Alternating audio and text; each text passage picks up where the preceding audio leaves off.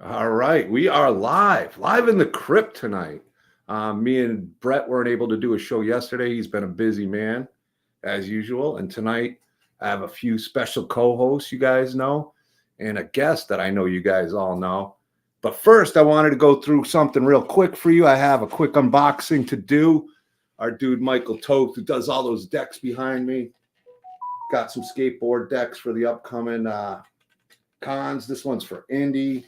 Our good friends from the Children of the Corn, Fritz Kirsch, who you guys saw on the show, the director of Children of the Corn 1984. He and the cast are going to be there. Then we got Friday the 13th Part 3 3D. I know you like that, Peter Anthony, when you're sitting there. But the Part 3 cast is going to be in Indianapolis. And then, we shoot the shiz. They talk scary. Somebody's already interested in that since the girls are going to be there. Danielle Harris and Scout Taylor Compton. So some really cool merch. We got more coming. The store launch today, www.doomsdayscrypt.com. We're going to have a lot more awesome items and merch coming to the shop. So make sure you tune in for that. But without further ado, let me bring up my first co-host. You guys have seen her with me recently, a lot lately. Acrostar's own producer, actress, lady of all talents, the one who helped me get this shop launched today, Miss A.Myrna. Hey, welcome. Oh, I forgot to clap. Beatrice is going to kill me. She's going to kill me. But welcome again, Ann. How are you doing? You've been a busy lady. Yeah, I'm doing good. Glad I had time to join you tonight. I'm glad you were able to, too. Here we go. Ethan never. But we're also joined by another great out there in the indie community who's out there just slaying it with his Friday the 13th fan films that he's been in, and mainly Roseblood, which was his own film, and then with Jason Brooks with The Vengeance 1 and 2. And his upcoming movie, Laughs, with Terry Kaiser. He's got a bunch of people. Steve Barton, producer from Terrifier, on board. This guy's got so much going on. Ladies and gentlemen, welcome our other co-host, Peter Anthony. There's the part. Thanks for having me. Hey, anytime, man. How's that knee feeling? Tell us what you've been up to. And knee sucks. We're working on the film, working on a million different things for the film and stuff like that. So working on the show. It's funny you say that. I have a site coming out too, peteranthony.com, to sell stuff too. So just working on a lot of things like competition. You're off the show, sir. Well, make sure you check out Peter Anthony for sure. And with his movies, you can find him on YouTube. Check out his Laugh Indiegogo campaign that's still going on, I believe, right? And you have a few campaigns as well. Yep. There's no end to the fundraising. No, you guys are busy. But we got another friend of ours. Everybody knows this guy, Nightmare on Elm Street 3 and 4. This guy is probably a lot of people's favorite Dream Warriors. Out of all the Dream Warriors, there's some amazing ones. But the toughest, the baddest ass mofo. I know Peter relates to that. Yep. He's got a comic that was just released that was planned for a film, and now he's got the Indiegogo campaign going for the film launch, Socrates. So, ladies and gentlemen, the man of the hour, Roland Kincaid himself, Mr. Ken Sagoes. Hey, come at me. Hey guys, how are you? Welcome, Ken. I had to ask some of my fellow indie friends over here to come and give some support so we can spread this word and keep that indie community environment and family going. And we're real proud of you, and we're real excited for you. Tell everybody a little bit about what this project is. My project is called Socrates. It's about an African gray bird. That's the villain, Socrates. And it's a villain. It's a bird that talks. It's a bird that's clever. If you don't know the bird world, the African gray parrots are considered to be the geniuses of the bird world. They can talk, They can talk as well as a 6 or 7-year-old child. They can communicate. But this bird is special because it was a curse put on this bird during the slave trade, and they killed it, and he's been brought back to life. And he's coming back to life, and he's taking revenge of those who was mean to others, because he has seen the brutality of time from century to century to century, and now he's been released. But the thing about Socrates, the children and bird lovers love him, but he's out for revenge. And when he gets angry, his claws, talon grow like Freddy Krueger when he get ready to kill you, and his eyes turn red. And this is a fresh, new story with an old school flavor. And I give homage to Edgar Allan Poe, Wes Craven, Alfred Hitchcock, and the great William Marshall, who played Blackula. So this is a wonderful story. So I can promise you, you're going to love it. It's based off my comic book, and already I'm writing a sequel. So I guess what I need is for the horror community to help me get this done. So I have a crowdfunder on Indiegogo, and you can go there. And this week, I also have an angel investor that said that whatever I can make until Sunday at 5 o'clock, they would match it up to $2,500. Let's make this guy spend a lot of money. Let's make him spend some money. That's great. And I will be doing the voice. This is, I've been in the business close to 50 years now, and this will be my first voiceover. And still bringing the nightmares. Either fighting nightmares, now you're going to be bringing the nightmares, huh? Yeah, I'm bringing the nightmares, and I want to. The reason that I'm doing this short film is because I want to direct it, and Peter, and I'm sure you know how that goes. I want to show people what I can do, and I got CGI and special effects in it, and that costs money, because like I say in the presentation, I don't want it to look like I got my hand up some fake bird ass talking. This is going to be a real bird. And, we've actually found a bird in Jamesville, Wisconsin. And so I flew there for 3 days, and I spent time with this bird we have in training, and who has been doing a wonderful job. It's an 18-year-old African gray parrot. And she's good too. She's good. You're gonna love it. So we got 2 big stars already cast. Yourself. There's no doubt that that's gonna be the star. You're just doing the voice. He's gonna outshine the great Roland Kincaid.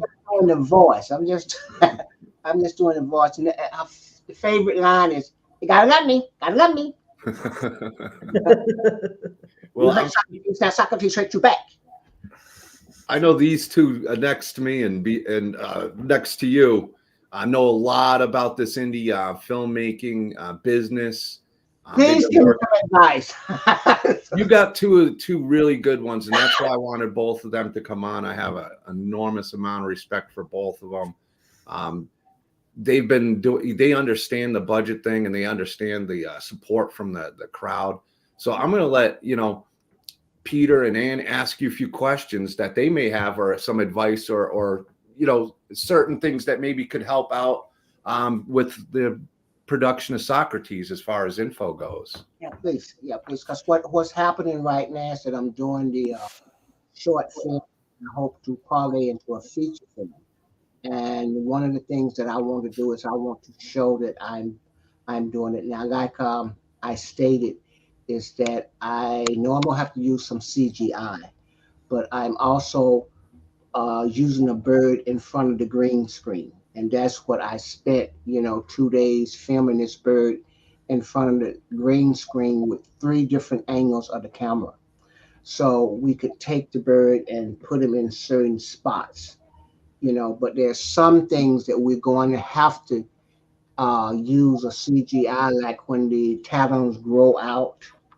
when the eyes turn red. So we actually got some shots where the bird turns and look, and some really, really nice shots. We got some angles of the birds flying into the camera and flying away from the camera. So we've gotten to know the bird, and the bird was a ham, so where we went to film, the gentleman, he let us uh, paint his whole room green.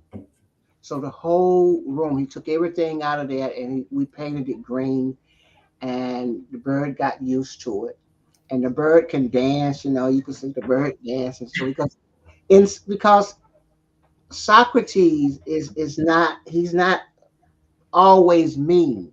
He's a playful bird until you mess with him, until he feels the blood of the ancestors, of this person, whoever it is. And so no one is safe. And what is funny is because a couple of the black actors in there, they get killed too, because most people didn't know that blacks own slaves too.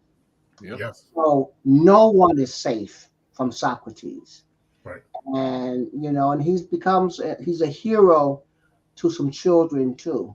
So, and he got a sense of humor until you mess with him. So one of the guys have to stop him because he is set to be the guardian of Socrates. Throughout time, there was always a guardian. So Socrates also got to kill off his guardian to be before he can take over him. So it's a lot of twists in there. It is my hope. I do have two notable stars that I'm going to use in the feature film. I can't give out their names now. One of them is a female, and she's big in the horror world. And then no, it's three stars. And then that they're going to be in the film, the feature film of it, and two of them may do the short film. And the other thing that what I'm doing is I'm trying to pattern this after the Dream Warriors. I kind of like know what they did in Dream Warriors just a little bit. What they brought in all unknown good actors, young actors, and then they put in a lot of noted actors. And so that's what I'm doing. I'm doing all the remedies that made the Dream Warriors. You're getting that dish, all the ingredients, everything you need to make that gourmet meal. From as a director, most people don't know that I used to write for a comedy show. Most people don't know I was a stand-up comic, and most people don't know I have an Emmy for writing a Disney film. So behind the scene, I have been just as well, as in front of the scene. So, but now I want to show it in front of the scene. Last but least, I set out to do 3 short films, which John, Mm-hmm. and this is my 3rd short film. And I want to make it horror because horror is what made me. And so my last 2 shorts, I won over 200 awards. But this one, I'm so excited about this one because I can stick my teeth in it. I got some of everything in it. I got some comedy, I got some adventure, I got some drama, and it's fresh. It's not a remake. That's my pick. And that's the great thing, and Ann and Peter can tell you about being an independent filmmaker and then putting out the independent projects is because you don't have somebody telling you what you can and can't do. This is your project. It's up to you. Yeah. Now the bird tells me what to do. Oh, yeah. The bird wrote the story. You better give it some The bird credit. tells me what to Written do. by Socrates. So I had him on my shoulder one day, and he went to the bathroom, and all I could think was, gotta shit. So, Gotta practice the voice, right? Yeah. so the bird has a sense of humor, so that's the one thing. Yeah, that's cool. I saw your video in the Indiegogo campaign. It was really, really good because I got a good sense of the project, but I felt you coming through, which I think is really important, that the people kind of get a feel for the person behind the idea. The biggest question I had after watching it is, you mentioned doing a short initially and then a feature. What is your timing like between the two? The timing is that I want to do the short, and then I want to put it on the film festival circuit, which for about a year, and then from there, I want to go into the feature film. I want to. What I'm doing is shooting the short first, so I can bring in the CGI, so people can see the vision and see what I need to do. It's difficult to talk about something that they haven't seen done before. So I have some wonderful, talented actors. The young man that you saw is patterned after the Kincaid character. Mhm. So I got a lot of similarities in there, and so with some of everything in there. So I'm hoping within the year, I would like, as soon as I finish the short film, I would like to move toward the feature film. Then at least I can have something to show, so people can see what I'm talking about. Because in the beginning, when I told them that I had a bird that's going to be the villain, nobody could see that. But now they can see it. Yeah. Right. But my question is on the bird. I think you semi-answered it. So I was wondering if it was going to be animatronics or puppeteered or not. It's basically going to be a live bird and then voiced by yourself. And then when CGI is needed, like you mentioned earlier, the red eyes, the talons, that'll be it. That'll be a real bird on set all the time. There is no puppeteered bird or anything, correct? No. Okay. No. Good. I think that adds to the realism of it. Yeah, I want it to be real. I want it to look real in everything. And you have this vision and you know how to put it together. Mm-hmm. And I think that's what I have been doing. I have put it all together. And and I want to get a good CGI person who can, we can match with this bird. But I tell you, Peter and Ann, John, I got so many wonderful shots when we was filming this bird, and I'm gonna go back and get some more. And because the bird likes to clean himself, and if you saw the script when they're looking for the bird, and he's up there grooming himself, and shooting him in a green screen, everything works. And something that I learned about the African gray parrot is that they can talk without really opening their mouth. They're ventriloquists, They have that ability. And this is not anything I made up. So this is just like hand to hand, But I can do all those things. And as a writer, I know how to set those things up. So it won't look, people won't ask the questions. And so bring them on. I'm ready, guys. Ask me the question. Well, we got Dave Van Duzen asking, is the bird really a villain or an avenging angel? Sounds like both, but you can probably explain better than I can. He's both. I would like to say is in the bird world, he's Freddy Krueger, but he's a villain. He's a villain because, Socrates have witnessed the evil of many, many years of time. He's seen people mistreated, and they echoes in his head. Like if he sees John and he start looking at him, in some ways, one of John's distant relatives was abusive to someone, he can hear that. Now he can't go back and kill the ancestor, but he can get even with you. And that's why they gotta love me. They gotta love me more. Some people can forgive and forget. This bird cannot. He's got the memory of an elephant. Yeah, and then you have to realize that the person that he felt was his father killed him, tried to kill him, because the father realized that this bird was becoming so strong that he had to get rid of him. So he thought he had killed him and buried him. And these kids who's working on some paper, some project, stumbled across the letter about this bird, and he went and dug it up. You know, Ah, so that's what happened.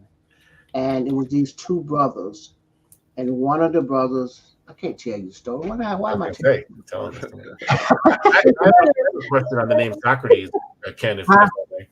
I got a question on that. You chose the name Socrates, which obviously is a famous Greek philosopher, so highly intelligent man. Is there any parallels from that name to the bird? Does the bird say certain paraphrases or sayings or any kind of witty stuff in there? Does Socrates apply to the bird in that manner? Eventually, in part two, Okay. he says a lot of things. He's because originally, the very beginning in the birth of Socrates is that during the slave trade, this voodoo king's son was captured, and he was on a ship. And so the voodoo king's son, he put a spell on the bird, on his son's pet, and set it to watch over his son. So this was Socrates. So through the years, Socrates lived, and the ancestors of that son was the guardian of that bird. But then the bird got too strong because he absorbed all of this. And so so when he comes back out, it's like he has a love hate because his father tried to kill him. Right. But he wants his father's love still. So how nice was it for you? Child, it's like an abused child. How nice was it for you when because you get your ideas with a bird, to find the right bird and being there with the green room and going, you know what, this is actually going to work. Because that had to be the hardest thing in your mind to say, all right, how are we going to find the right bird for that's not an easy task. And it sounds like you got that. It wasn't, but in this business, creativity, and I just felt it. And I grew up in the backwoods in Georgia, in Stockbridge, Georgia, and I used to watch nature. I've written a couple of books on birds and stuff.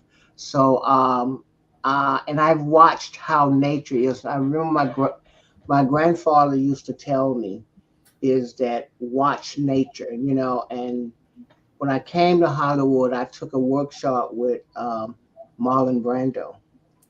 And Marlon Brando had this thing, and I remember him saying that if you really want to have a great character, study an animal. And my grandfather used to tell me, if you want to have patience, study the ant. Because he said the ants walk and do what they have to do in a straight line, and we go and mess them up, and they focus, get right back up and get right back in a line. The smallest creatures in the world. Yeah. So I don't like to say this because I didn't have a life, so I used to watch animals. So I feel now, I'm on the right track then, because I used an animal to describe something I was working on to a buddy. I used the tiger as the stalking and stuff like that. Study them. It gives you personality. It gives you everything. Because they all have their unique aura of life, and that's the reason how I want Socrates to be. Socrates is a lot of people. He can outsmart you. He can, you don't, and then he can fly with other birds, and you don't know who he is. But those are always the scariest one. The ones that can get inside your head, not only the physical size, it's a bird. He's going to have that power to control your thoughts in part two. Yeah, that's even scarier in a sense. It's kind of like with Freddy Krueger with the dreams. You just don't have that control that you'd like, unless you're a dream warrior. Yeah. But and the thing about Socrates, like I don't have this in saying, but if he's like at a place where he's watching horror, let's say if he's watching Freddy Krueger, he's going to pick up those mannerisms. because he studied them. Yeah. He studied it. He's not just any bird. Right. You know. I have a question, Ken. You mentioned a two-part question, maybe. You mentioned a short. So when will the movie start? So 3 parts. Sorry. Where is it going to be filmed? And then, most importantly, how long is your short? My short is going to be about 30, 35 minutes. I want, those are how the shorts that I have to do. But we have a wonderful place. One of my partners, his family read the story. They liked the story, and they have given us 80 acres to film this in Allentown, Pennsylvania. Oh, wow. And Nice. we got our own place, private place, 80 acres. And that's where we shot the teaser that you saw. Mhm. We shot that in Allentown, in Pennsylvania. And so we have a lot of creativity. I've been out there so I could walk around this area and see a lot of things and witness a lot of things. And a lot of stories came up to me. Just a lot of stories. The one thing that reason I'm so excited about this piece also is because walking on that land and knowing that you can create on this land and the adventures that you can have and everything, it's really just a whole new creativity. I don't know. I'm just excited. I'm just excited about this. I think everybody is going to love it. I think it's fresh. And everything is just haven't been done before. That's awesome. When you're approaching voicing the character of the parrot, do you think it really helped you to be face to face with him? Yeah, because I could, Oh, and one day the owner got to say, "Got me," but you gotta love me, and so and looking at him, just sitting there looking at Layla, that's what the real bird's name, just looking at him, moving his head, and I could move my head the same way. And that's when it comes to the CGI and the special effects. I want to be able to walk around and be like the bird and look like the bird, so I can give it that character. The bird, when it turns around and look at you. Oh, you heard Socrates. Socrates heard you back. Yeah. You got to get a prosthetic beak or something and go along with it. Really put yourself in a character. Yeah. There's a collectible for you, John. There you go. Signed beak. Most people, John, don't know. You remember a show called HR Pup and Stuff? Oh, yeah. I played HR Pup and Stuff on stage in Atlanta with the Wonderful World of Sid and Marty Krofft. I was HR Pup and Stuff, and I was Goofy Gopher. There's nothing wrong with that, though. That's introduction to my life. And hi, honey, come on in. And all that big mouth doing this here. I have a question, Ken. You come from such a famous line of movies where the horror monster basically it has a very witty one-lines, and he swears. Welcome to prime time, bitch, so on and so forth. With your background with that, will Socrates be swearing and be in that witty way similar to Freddy Krueger during kills? He will be witty. Witty, okay. As he grow, he will be ready, because you see now he's been reborn. Yeah. And I don't think Socrates knows his power, right. But he will be even more powerful if he can kill off the person that was deemed to be his guardian. Yep, got it. So, but yes, it's going to have some little one-liners in there, but I want them to be little one-liners that can work. I don't want to do it just for the comedy. Right. I want, and stuff like that. I just have all these wonderful things that's in the dark of the night in the woods. All you can see is those two eyes. Mm-hmm. I like that. Yeah. That goes a long way. So is it basically every guardian he's able to take out, he's stronger and stronger each time? It's just his last excuse me, his last guardian Okay. saw what he was becoming. So he knew that he had to kill it, because technically Socrates could become Armageddon Yeah. once he found out what he could really do. So he's almost deceitful too, leading up to it, and the clues of his real intentions kind of add up, and then Yeah. I like that. That's very, very cool character When you build. talk to him, try to hurt Socrates, Socrates hurt you back. Socrates alone. He has so many different personalities. I don't want to go to sleep at night and you're laying with your lady and you say, Socrates, Damn it, Ken! You woke me up again with your damn word, boy. so I it's Socrates can become he's his own villain. He's a new villain, This is my tribute to because it opened with one of the lines. I guess I can read it. It say, around the winding road we follow, the sound of eerie voices we holler, to drift into a maze we cry, but nothing saves the soul that lie. That's a part of Socrates. That's exactly what I was asking with the prophet speaking, and that's exactly what I wanted to hear. Yeah. Very cool. Yeah. Socrates has his moments. Oh, go ahead. No. I was just gonna say it. I love that you're building him up in the way you're building him up, and the ideas that you've been telling us about with the story. It's really exciting, and seeing your excitement for the story. Yeah, definitely. You want to see something new, and I'm not old, but I'm seasoned now. I'm in my 60s, so I want to be able to say I did something that was fresh for me.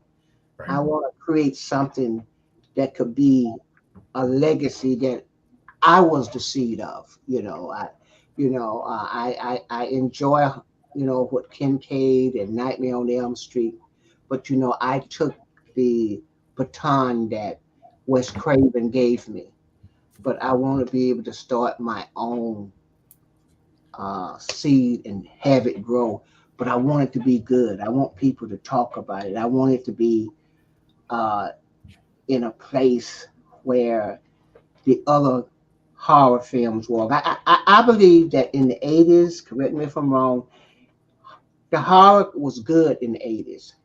It had stories and stuff. Yeah.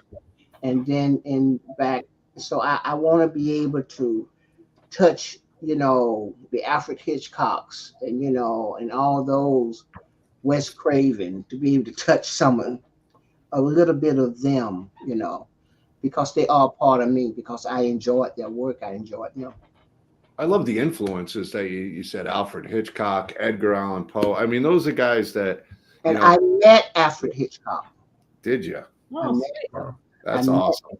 I went to California. I worked at Universal Studios in 1979, and I was a security guard. And I had to go and do those keys at the bungalows. And I was in this bungalow, and I turned around and scared the shit out of me. He said, "Hi, you're security guard. You have this accent. Where are you from?" And he talked to me, and I told him, and then he said, "You ought to be an actor." He said, "Don't give up. Key, don't give up." That's all he said. And when his driver drove him home, he always made sure he waved at me. That's really cool. So and then there was Telly Savalas. So, and in my tenure as a security guard, I got to meet all the greats of yesterday, like Lucille Ball, Telly Savalas, who let me take his workshop, Marlon Brando, I took their workshop, and they looked after me. So they Sidney Poitier, they took time to talk to me. Now, I wasn't buddies with them now, but they took time to talk to me. That 5 minutes that they guided me is why I'm here today, because I couldn't afford to take workshops to pay the money to go to the classes and stuff. But what I could do, and which I learned from them, is that when you go through the stages to hit that key, and once they start filming, you can't move. No. So I always made sure I was in a studio, in a stage that they was filming, so I couldn't move and I could watch the great of the greatest act That's and awesome. learn from them. That's how, you know. One thing I'd like to touch on, and I love this, and I think it's something that, even those small moments, but the impact it made for you. Now you're the guy able to give people those 5 minutes, and I know you do that. I do know you do that because I've known Ken. Oh, this person, bought something. Oh, he gives a phone call and makes these people's day. I mean, I've had so many people that have, say, gotten a comic or an autograph from Ken. I just talked to Ken. He gave me a phone call, and people love it. It makes such a difference. It makes their day. It's a memory that lasts forever. And the fact that you do take that time for your fans, it goes a long way, and it means a lot. I think I learned from them is that, I'm sure you all know who Shirley Jones is, right? Mhm. Well, when I used to go through, when she was filming the Shirley show, and I used to go through that studio, that stage, and she never spoke to me. She just would be sitting in her dressing room, and when I would walk by, all she did was like smile. Every day when I would go through there, she would smile. And then they took me off that route and put me on another route. And she actually sent someone over to the security office and said, "Where's that nice young guard that usually come through here?" Now, So you weren't going missing without everybody looking for you. she because it was just a smile. It was just, she never talked to me, but she smiled. And I sent her a letter a couple of years ago. And and Joan Rivers saved my job. I always keep it. Do I have it? But Joan Rivers saved my job. They were going to fire me, and she saved my job. She went back up there and I don't know what she told them, but I do know that she came back down and they did not take my job from me. I was security guard. They were going to let me go. But Joan Rivers, oh, here it is. It's a letter from Joan Rivers, saved my job. That's impressive, though. I don't know. Let me. You know what? Here, I'm gonna pull you up on Solo so people can see it. No, that's Joan Rivers. She wrote me a letter. There you go. She just wrote me a letter, and so I keep that. So it was, I am who I am because those people of yesterday took time to talk to me. And I think how I pay back what they did for me is to take time with those I meet today. That does mean a lot. Even Shane Bennett's here saying, I agree with John. Meeting Ken was such an awesome, fun experience. Definitely what us fans want when we go out to these cons. Ken's out there with these conventions. Anybody out there who's looking for a great guest, he's one of the great ones out there with his fans. So, yeah, I gotta agree, Shane. I got one piece of advice for the fans. When you at the airport and you in the bathroom, that's not the place to be sending a pencil and a piece of paper for you to sign. It's really just not the right place. Don't worry about washing your hands. I need you to sign this first. No, you sitting down having your thinking moment, trying to release. It's not a good time on a piece of paper. Can I get your autograph? You see this head coming up over the stall. Hey, aren't you Kincaid from Nightmare on Elm Street? And you can't even curse. You can say, "What the fuck?" And they start laughing. That's him. Yeah, once you say I'm going to kick your ass or something, they're just going to be like, "Can you say it again so I can record it?" I got a question for you, Ken, that I think fans want to know too. So I love your talk about your history when you grew up in Georgia watching nature. So I'm assuming that this bird is something that has been in your mind for a long time. Just nature, like you were saying, study nature, watch nature. Now all of a sudden you're doing a movie on Socrates, the bird in nature. So was your two-part question again, was your writing process influenced by your youth growing up watching nature? And that's part A. And then part B, with so many Indiegogo projects out there, if I'm a fan and I'm watching this show right now, I want to know, why should I donate to your film? What are you going to deliver for us? What's the passion and the reasoning behind the whole film? I'm going to deliver. First of all, I'm going to deliver to you an original, something fresh, something new, a story, something that worthy of you. And if you want to watch horror, and and I think, and it seems like they can't do a movie unless they do remakes. And so this is not any of the remakes. I come from horror. I was blessed to be a part of something that was great in the horror. So I know a little bit behind the scene. I know a little bit in front of the scene. And I have met many fans and talked to them. So I like to believe that I've been ordained to do a great horror film that's going to be fresh and new. That's why I didn't do a person coming back. I did something that everybody could relate to, something that was different that was coming back. Excellent. And that's and Ann and Peter will tell you, that's where indie is so great, the indie community. This is where a lot of these new characters now, people are starting to look at it from films like Terrifier. You get a good script, I'm pretty sure. I'm confident Mr. Anthony's project Laugh's going to be amazing. Ann and the AcroStar team are working on some amazing films, and they have some great callback ones I think you'd enjoy. But the fact that you're doing something original in indie, you can take your story and it reaches the fans. You can really reach the pulse of the horror community and fans as you're seeing. Because I know me and you we've known each other for a while. Yeah. But I'm still working on it. Now. I used to turn on the internet now. I used to wouldn't do these. I was afraid. I didn't know how to. I think when I was doing John has always been trying to help. So it's not me. He's always been trying to help. I'm the worst teacher. He was trying to get me to come on something like this. I didn't know how to do it. So I was so proud of myself, John. I came on by myself. Yeah, well, you know what? I think it's gotten easier too. Like the streaming and going live is gotten easier, So yeah. But I also realized that this is something that's worthy, and I want people to know that this is something that I want to do, and I'm not going to let you down. I'm going to give it 100. 100. No, I'm lying. I'm going to give it 101. Plus one. Now, speaking of fans, I said we got the plus one on the 101%. I have faith in it. I can see how excited you are. But we're speaking of fans. This is a great story, and Peter was asking about it. He loved your setup and stuff. You want to tell people about that scarf that you're wearing?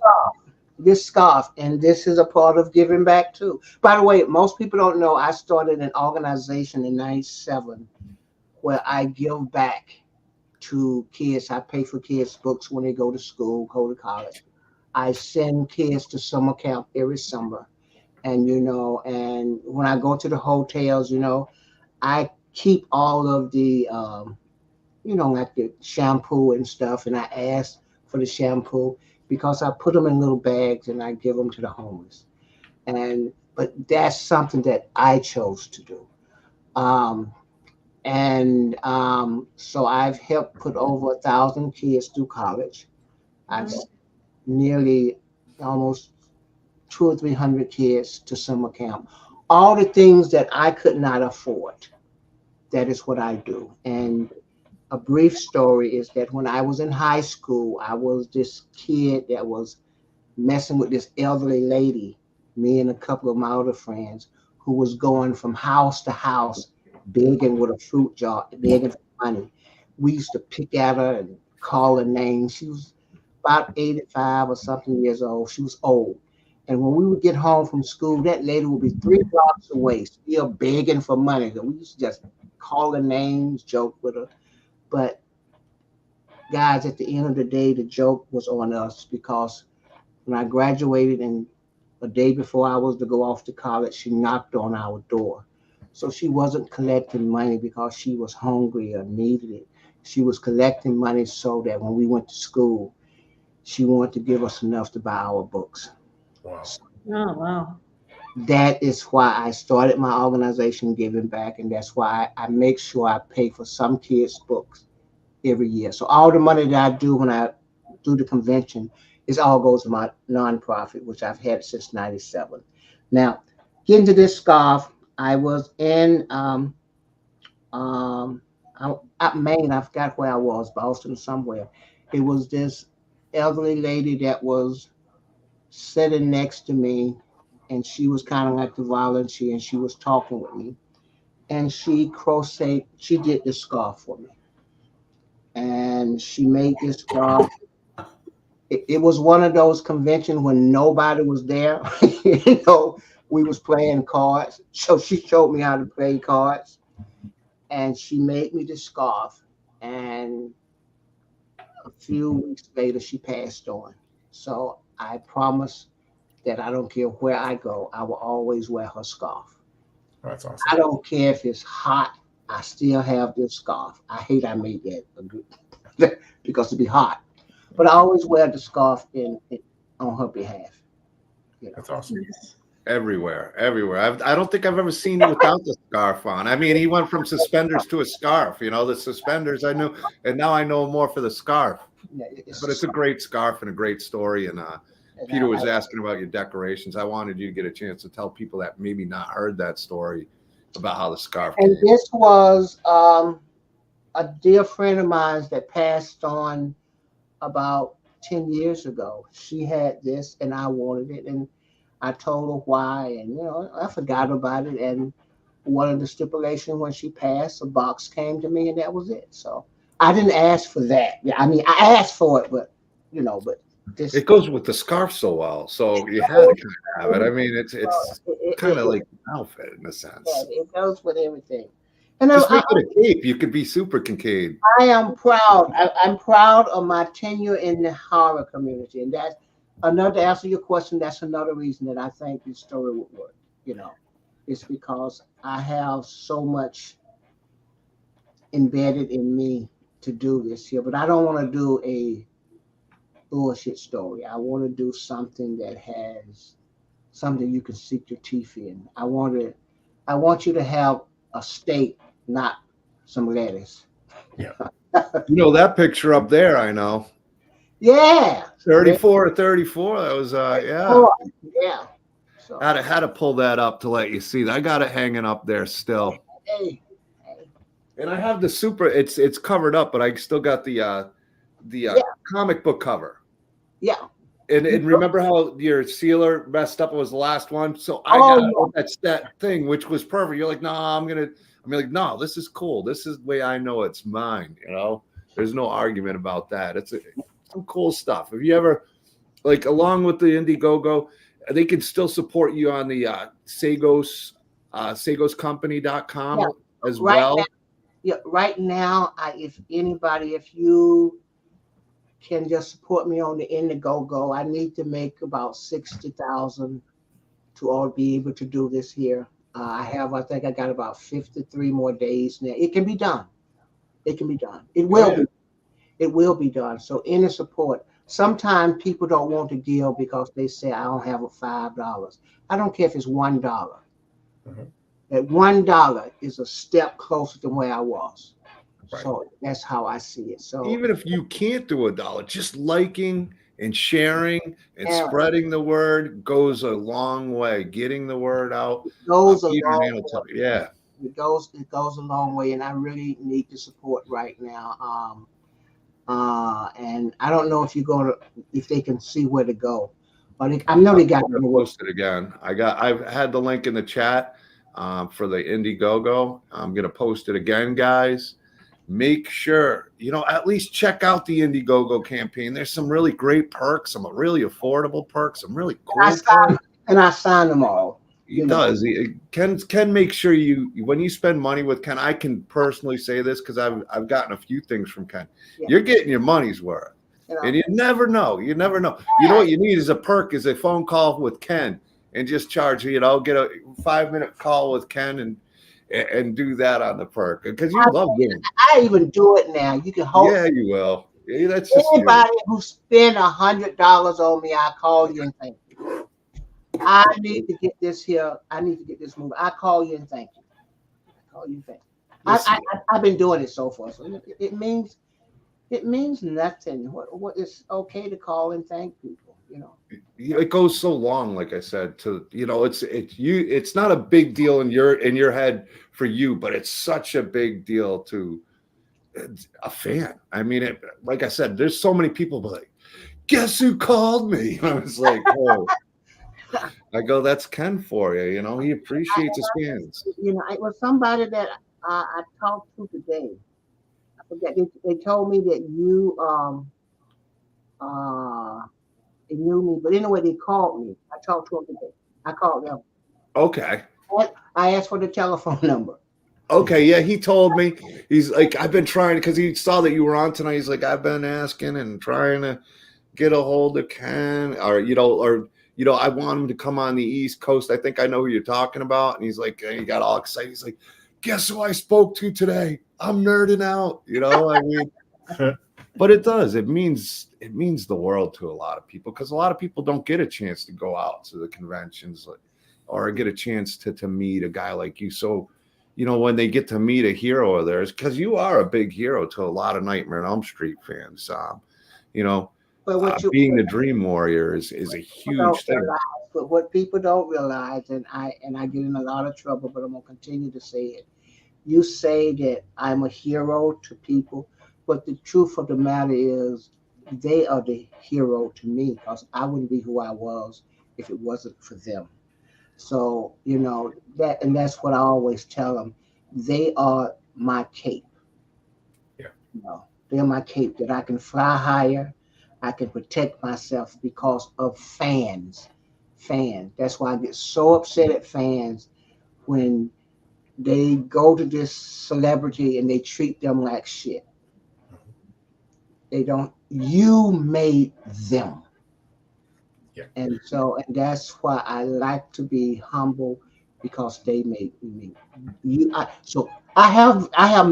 They may say I'm one hero, but I have 1,000 heroes. I got a question pertaining to that, Ken, because the hero term, a lot of people do see you as a hero. And one of my major actors, one of my best friends, is an African-American. He's in horror. There was that cliche back in the day, unfortunately, the black guy always died first, right? That was like the cliche. And then comes along your role, and you break that barrier, you break that glass, and you go to another one. But my question is, I think that's why people see you as a hero, besides just being so lovable. But when fans look back at 4, they're mad that you die off quickly. They were mad. I'm mad. Yeah, so that's my question. That's my question. After the success of 3 and how great you were you just happy that you got 4, or were you upset when you saw you were written off in the beginning? I was. I'm not gonna say I was upset, because I respect the art of writing. Right. And at that point, I could accept it. I wanted to be in it, but I never was angry. I was just disappointed. When I got Nightmare 3 and I was turning the pages, Kincaid, and it went all the way to the end. I said, oh shit. So, but when I got part 4, I was turning the page, and I turned the page, and that was it, So, but I understand that they had to get rid of the old, right, to work on the new. So when you realize that this is somebody's paintbrush and somebody's canvas, you can respect the art. I have to respect the art. And you're an artist. If you're painting your canvas and your picture and everything, and somebody can come in and give you some paint, but they don't have the right to take your brush and paint over your artistic values. Correct. And so The junkyard scene in part 4 is a pretty awesome scene, though, and not many people get killed by Freddy. Yeah. And Jason kind of had a hand in it too. Not the hockey mask Jason, but Jason did. But you want to know what the rumors? The rumor is that if you notice, I'm the honest one that say something like, "I see you in hell." Yep. So the rumors is that my soul was going to be trapped in limbo and I was going to come back. That's why That I would said have been cool. you in hell. Yeah. And I don't know what happened that get kicked away, but they wanted Kincaid to come back and have a major fight with Freddy. And then there was another script that was called the Dream Police, where all of us came back and we was like protecting the kids. So there was a couple of scripts out, but there was one they were suggested that I came back and had a major fight with Freddy. And also that was one of the reasons they brought Yaphet Kotto back, because everybody thought that was my daddy. So, in real life. Yeah. That's amazing.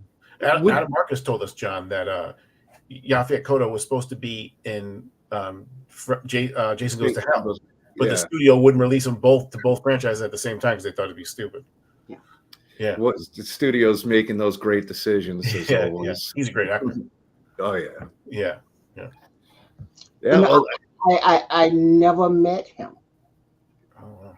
I know it was one time we was at a convention together. He was on one side and I was on the other side. But there was a rumor that was going around that he was my father because but I changed my name because I wanted my own identity. We was not related. At least they had a good idea going into it. But they've had so many in Peter, as being the Friday. I was wise enough not to deny it. I just I said I'm not getting involved with that. Now, would you ever just because you're doing an indie campaign, even though it's an original, and if there was a film, even if it wasn't a big budget, and somebody was doing one of these fan films and it was a good script, they wanted to bring back Kincaid, what would your feelings be? No, or would it be something? And I mean, nobody I've talked to. I'm just saying in general. If it's a SAG film, film, and it's a good story, because and the reason I said that is because I did a non-union film one time and I almost lost my license. I mean, got kicked out the union. So I thought I worked very hard to get in the union, and I want to stay in the union, and I'm just a union person. There's a movie called Death by Dialogue. Have you heard of that one? It's a horror film. It came out after Nightmare on Elm Street, and that was a nice film because me and the director and the writer, we was good friends, and we made a pact where we was scared to go out at Universal that whoever made it first, we was going to help them out in their project. And when I did Nightmare on Elm Street and I had a little name, he called me back to do his project, and everybody was telling me not to do it, but I had to do it because I gave him my word. I'm going to have to check this out. I did not realize. I'm going to have to check out this film. Death by Dialogue by Tom. I wonder if it's on Tubi. Tubi has everything. I don't know, but it's Death by Dialogue. And, we I should make a movie of that because, he was a white guy my age, and we worked with security guards and we had our issues. But we end up being best friends for life. And we had so many things happen to us, and Tom passed away. And I did that. Yeah. Sorry about that. Okay. Yeah. John, I got to check, but I just wanted to say, Mr. Sagoes, it was great meeting you, and it was great talking to you. I wish you the most success. I'll share your Indiegogo campaign on my platforms also to help you get the support that you need. And share that contribution too. See how you have to ask, right? Yeah. I think we're going to be winding down because we're at an hour anyway. Okay. But And do you have any final questions that you'd like to ask Ken, or anything else you'd like to add? No, I just want to say good luck with your campaign. Yeah, we'll share it to our group. I've got a group of a little over 5,000 people on Facebook, so I'll pop that link out there and wish you the best, and we'll keep an eye on you. And tell them, please, even if it's just $1. Great. We just give $1. If 60,000 people gave $1, that answers the questions right there. Adds up fast. Just Adds one up fast.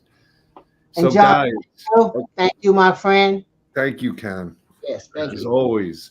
Now we've done about 3 shows together, which is great, and we're smooth at it now. 3 shows together. We're gonna do a show together, me and you. We'll definitely do something. We're gonna keep supporting you. We're gonna keep supporting Acrostar. We're gonna keep supporting Anthony. God, why can't Peter Anthony Productions? I'm going crazy here. The indie community is a special place, guys. What we can do in the indie family, supporting all these filmmakers and everything they're doing, it's amazing talent. And the more support, the more finances we can help them out with. And if we can't do the finances, sharing them out, getting the word out there goes a long, long way. That's the key. That's the key. And I can't thank you guys enough. Thank you, Ann, once again for helping launch the store, helping in Chicago, helping with the show tonight, coming on and co-host. And Peter Anthony, best of luck. Get that knee going, because you do not need to be just using that brain. I know it gives you headaches. You'd rather have the knee pain. Just kidding. Get well soon with that, and excited for laughing. And Ken, thanks again. Thank you again. Thank you. Socrates, guys. Socrates. Got me more. And if you don't, come after you. Okay, thanks. Peace out, guys. Good night.